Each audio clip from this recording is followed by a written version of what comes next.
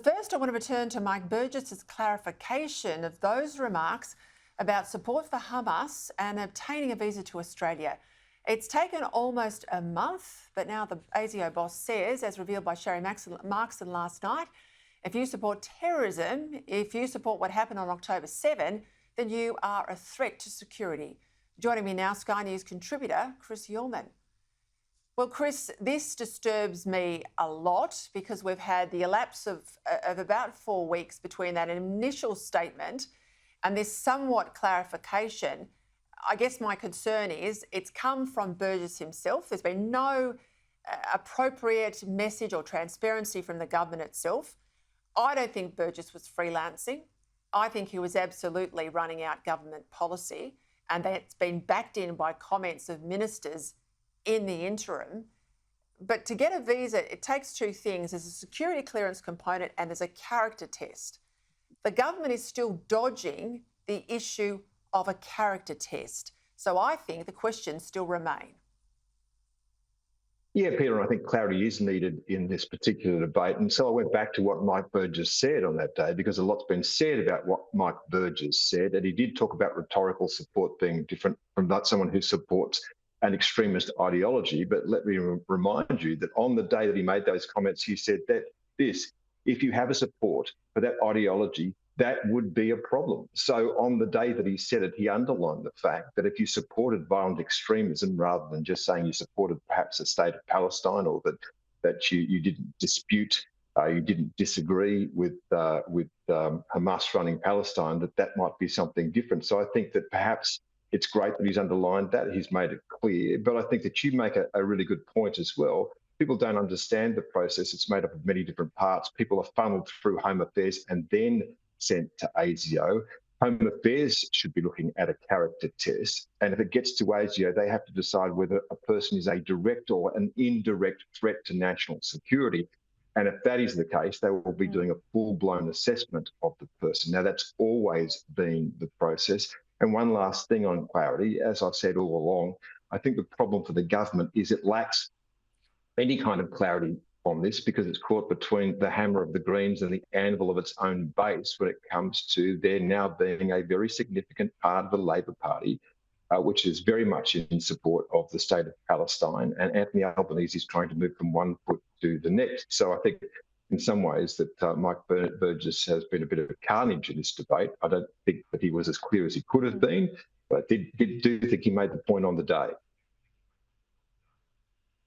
I think because he was an appointment of the coalition, I think they could then use him as some sort of shield. But what concerns me, and Chris, you've been in the camera gallery a long time, what concerns me is previously, John Howard's a good example, Tony Abbott's another, these sorts of very serious national security issues were either provided publicly, information provided publicly, with a ministerial statement or an update to the Parliament, and or a formal press conference, often flanked by the individuals, you know, the relevant ministers, the military chiefs, the ASIO chief, and to deal with open and transparent questions from the media, scrutiny as there should be. We still haven't had a press conference from the Prime Minister. We don't know where he stands on the character test. We know we only found out about this in November with the ABC journalist asking Penny Wong questions, and she then had to admit 700 visas had already been granted. Part of the problem here is no one from the government will speak to this issue, and they push out, a spook to basically give them a bit of cover. I don't think that stacks up. Yeah, I think that what we have here is a failure to communicate, and the fact that the government understands that it has a failure to communicate is underlined by the fact that there's now another casualty in the Prime Minister's office, which you were speaking of just a few moments ago.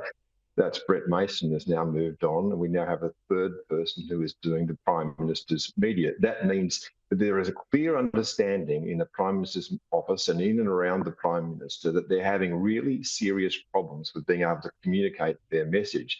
And I do think for a long period of time, this government has thought that it can bypass what are some of the standard media practices by doing press conferences and things, that they believe that in this current era that everything can be done with tweets or with X or whatever it's called now through Facebook.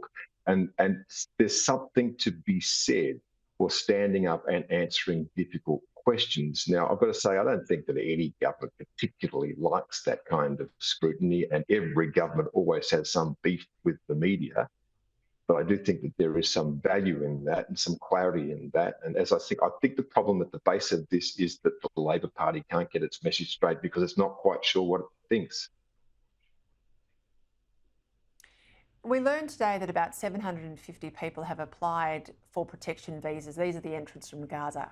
You know, there's about 3,000 visas issued, about 1,500 have arrived, 750 now have applied for protection visas. That will take years to go through the process. There's obviously appeals that can be had. You can end up in the High Court. And we've got no capacity throughout that whole process to remove anyone from Australia, even if there are concerns about character or security, until that process has been concluded. This is the problem with how this has been run, and I'd be surprised if every single one of those 1,500 people do not apply for permanent asylum in Australia.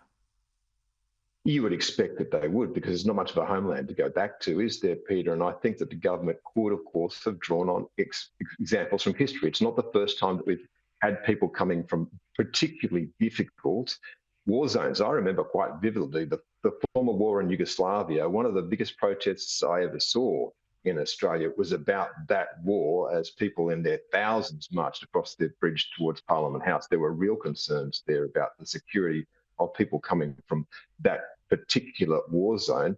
And as I recall, and maybe you can help me with this, because you're a bit of an expert in this area, but why couldn't the government have said, look, we can give a temporary protection visa, call it what you will, but if you come from there, that you can get some sort of refuge in Australia if you pass all the character tests, if you pass all the security tests.